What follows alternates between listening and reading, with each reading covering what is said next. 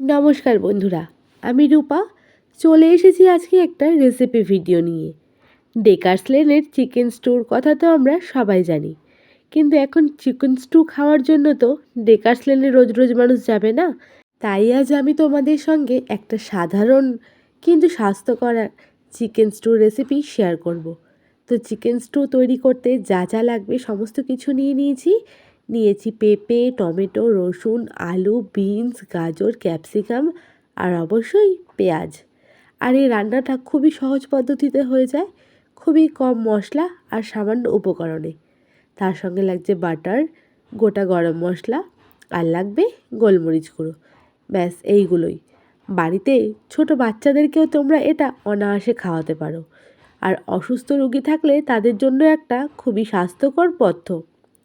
তো চলো বন্ধুরা, দেরি না করে কিভাবে রেসিপিটা তৈরি করলাম সেটাই শুরু করা যাক। তো এইখানে আমি চিকেন নিয়েছি আর সমস্ত যা যা উপকরণ লাগবে সমস্ত কিছু গুছিয়ে নিয়েছি। আলুগুলোকে একটু বড় সাইজে রেখেছি। পেঁপে, গাজর, বিনস সবগুলোই কিন্তু একটু বড় বড় করে সাইজ করেছি। আর এখানে চিকেনের লেগ পিসও নিয়েছি আর উইথ বোন পিসও কিন্তু রয়েছে। তো আজকের রান্নাটা আমি বড় একটা পাত্রে করছি। দিয়ে দিয়েছি সাদা তেল। সাদা তেলটা হালকা গরম হয়ে আসলে তার মধ্যে দিয়ে দেব 1 চামচ বাটার। বাটারটা কিন্তু অবশ্যই ব্যবহার করবে, তাহলে এই রান্নায় একটা আলাদাই মাত্রা এনে দেবে। তো তেলটা গরম হয়ে যাওয়ার পরে বাটারটা দিয়ে দিয়েছি। আর ফোড়নের জন্য দেব তেজপাতা, গোটা জিরে আর গোটা গরম মশলা। গরম মশলা নিয়েছি এলাচ, লবঙ্গ আর দারচিনি। তো বাটারটা মেল্ট হওয়ার আগেই এইখানে ফোড়নের জন্য সমস্ত কিছু দিয়ে দিলাম। এরপর ফোড়ন থেকে খুব সুন্দর একটা গন্ধ বেরিয়ে আসলে প্রথমেই যেটা দেব সেটা হচ্ছে গ্রেট করে রাখা রসুন। আমি এইখানে আদা আর রসুনটাকে গ্রেট করে নিয়েছি। রসুন আর আদা কিন্তু বেটে ব্যবহার করব না।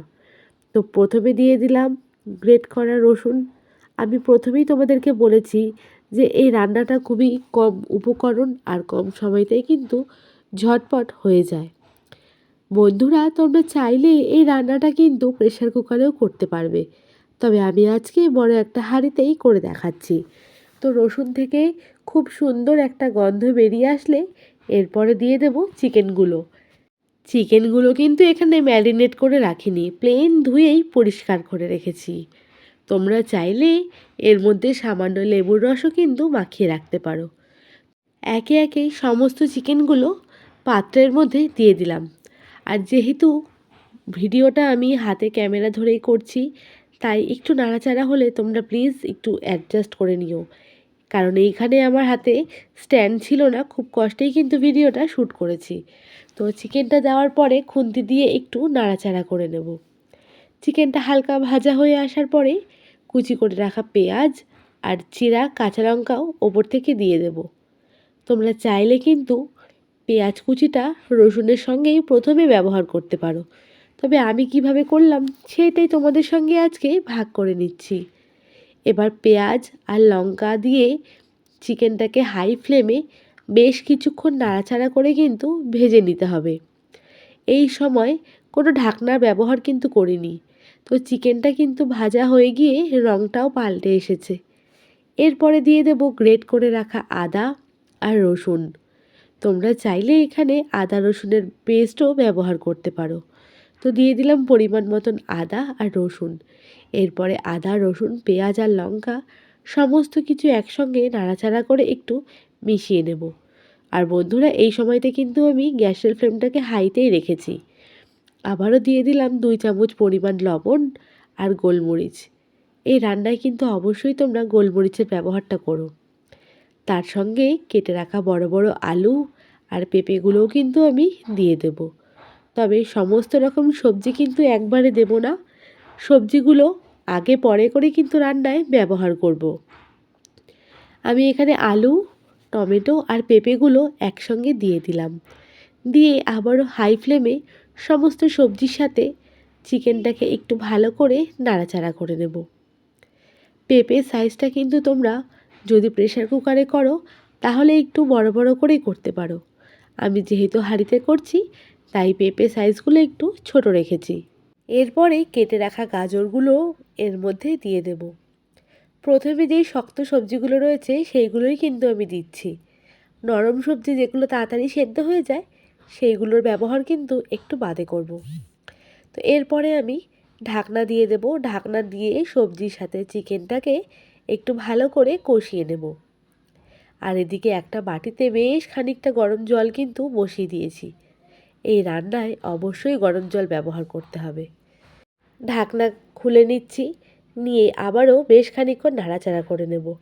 তো দেখতেই পাচ্ছ ঢাকনা দেওয়ার ফলে কিন্তু চিকেনের পাশ থেকে সামান্য জল ছেড়ে এসেছে। তো আবারও ভালো করে একটু নাড়াচাড়া করে নেব। এরপর যেই জলটা আমরা গরম করে রেখেছি এর মধ্যে দিয়ে দেব। তো বন্ধুরা যারা ভিডিওটা দেখছো অথচ লাইক করোনি তাদেরকে রিকোয়েস্ট করব, প্লিজ একটা লাইক দিয়ে ভিডিওটা দেখো। নতুন কোনো বন্ধু যদি আমার চ্যানেলে এসে থাকো তাদেরকেও অনুরোধ করব চ্যানেলটাকে সাবস্ক্রাইব করে পাশে থাকার জন্য। তো গরম জলটা কিন্তু আমি চিকেনের মধ্যে দিয়ে দিয়েছি, দিয়ে হাতা দিয়ে ভালো করে একটু নাড়াচাড়া করে নেব। হাঁড়ির গায়ে যেটুকু মশলা লেগে রয়েছে জল দিয়ে কিন্তু ভালো করে একটু ধুয়ে নেব। দিয়ে দেব সামান্য হলুদ। তোমরা চাইলে হলুদের ব্যবহার কিন্তু নাও করতে পারো।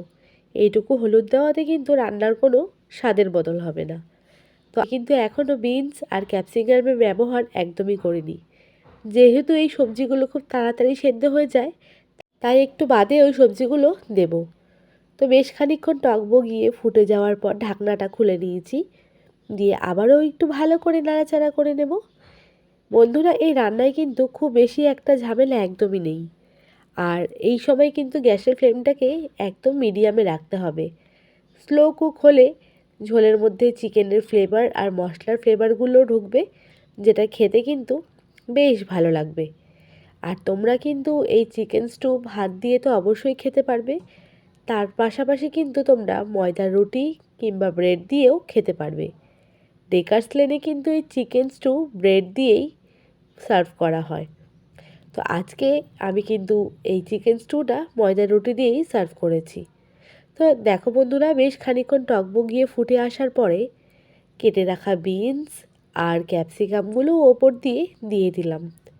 এইখানে ক্যাপসিকামের ব্যবহার তোমরা চাইলে করতেও পারো নাও করতে পারো, তবে আমার কাছে যেহেতু ছিল তাই কিন্তু আমি দিয়ে দিয়েছি। সবুজ সবজিগুলো দেওয়ার পরে চিকেন স্টুয়ের কালারটা কিন্তু বেশ কালারফুল লাগছে। এই রেসিপিটা দেখতে যেমন কালারফুল, খেতেও কিন্তু তেমনই স্বাস্থ্যকর আর সুস্বাদু। এই রান্নায় কিন্তু আমি সামান্য চিনির ব্যবহারও করেছি, হয়তো ভিডিওতে দেখাতে আমি ভুলে গেছি। তোমরা অবশ্যই সামান্য চিনি কিন্তু এর মধ্যে ব্যবহার করবে। তো এখন কিন্তু নাড়াচাড়া আর তেমন করব না, শুধু টকবগিয়ে ফুটলেই কিন্তু এই গ্রেভির মধ্যে চিকেনের ফ্লেভারটা চলে আসবে। গ্যাসের ফ্লেমটাকে লো করে আবারও কিছুক্ষণের জন্য ঢাকনা চাপা দিয়ে দেব। তো দেখতেই পাচ্ছ বন্ধুরা ঝোল কিন্তু আমাদের অনেকটা কমে এসেছে। দিয়ে দিলাম স্বাদ মতন নুন। নুন দিয়ে কিন্তু একটু নাড়াচাড়া করে নিতে হবে। আর চিকেন স্টু কিন্তু আমাদের প্রায় হয়েই এসেছে। ওপর থেকে তেল ভেসে এসেছে, তাহলে বুঝতে হবে কিন্তু চিকেন স্টুটা আমাদের প্রায় রেডি। এই গ্রেভিটা যত ফুটবে ততই কিন্তু ঝোলের স্বাদটা বাড়বে। তো বন্ধুরা আজকের আমার রেসিপিটা তোমাদের কেমন লাগলো অবশ্যই কিন্তু কমেন্টে জানিও। আর বাড়িতে অবশ্যই ট্রাই করো। ছোট বাচ্চা যদি থাকে তাদেরকে নির্দ্বিধায় কিন্তু এই চিকেন স্টু এইভাবে করে অবশ্যই তোমরা খাওয়াতে পারো। এই খাবারটা যেমন স্বাস্থ্যকর তেমনই কিন্তু সুস্বাদু। কোনো রকম এক্সট্রা রিচ মশলা কিন্তু এর মধ্যে ব্যবহার করা হয় না। আর ঘরে থাকা খুবই সামান্য উপকরণ দিয়েই কিন্তু এই রান্নাটা হয়ে যায়। তো আমার সমস্ত সবজিগুলো কিন্তু সেদ্ধ হয়ে গেছে, আর যে পেঁপেগুলো দিয়েছিলাম পেঁপেগুলো কিন্তু সেদ্ধ হয়ে গেছে। এবার নামানোর পালা। নামানোর আগে এর মধ্যে আমি দিয়ে দেবো 1/2 চামচ বাটার। বাটার দিয়ে ঢাকনাটাকে ঢেকে দেব। বাটারের ফ্লেভারের জন্য চিকেন স্টুর মধ্যে কিন্তু একটা আলাদাই মাত্রা এনে দেবে। এবার আমি ঢাকনাটা দিয়ে দেব। আর দেখো ওপর থেকে কিন্তু চিকেনের যে বাটার বা তেলটা আমরা ব্যবহার করেছিলাম সেটা কিন্তু ভেসে এসেছে। আবারও ঢাকনা দিয়ে কিছুক্ষণ রেস্টে রেখে দিলাম। ফিরে আসছি 5 থেকে 7 মিনিট পরে। তো এই হচ্ছে আমাদের চিকেন স্টু এর ফাইনাল লুক। তো কেমন লাগলো বন্ধুরা আজকের এই রেসিপিটা অবশ্যই তোমরা কমেন্টে জানিও। আর হ্যাঁ, বাড়িতে ট্রাই করতে একদমই ভুলবে না। তো আজকের মতন বিদায় নেব। সবাই ভালো থেকো, সুস্থ থেকো। তোমাদের সঙ্গে দেখা হবে পরবর্তী কোনো ব্লগ ভিডিও কিংবা রেসিপি ভিডিওতে।